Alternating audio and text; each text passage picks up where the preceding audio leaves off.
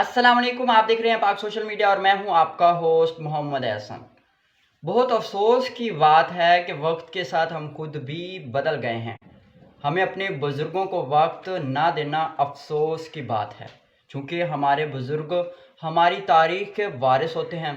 उनके साथ बैठना तारीख़ की बातों और किस्सों को दोहराने के मुतरादिफ़ है, लेकिन सद अफसोस हम ऐसा नहीं करते। तारीख़ गवाह है, जिन्होंने अपने असलाफ़ अपने बुज़ुर्गों को इज़्ज़त दी वो आज कामयाब हैं। माज़ी में लोग अपने बुज़ुर्गों को बहुत ज़्यादा वक्त देते थे।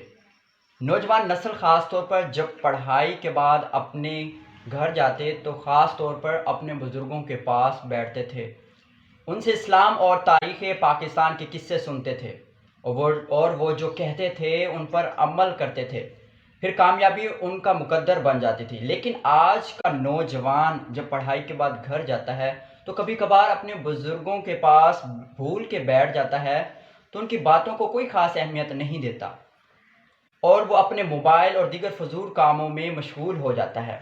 और आज हमारी नाकामी की वजह यही है कि हम अपने बुज़ुर्गों की दी हुई नसीहतों को अहमियत नहीं देते। तो लिहाजा हमें अपने वालिदैन और बुज़ुर्गों को वक्त देना चाहिए, उनसे बहुत सारी दुआएं लेनी चाहिए।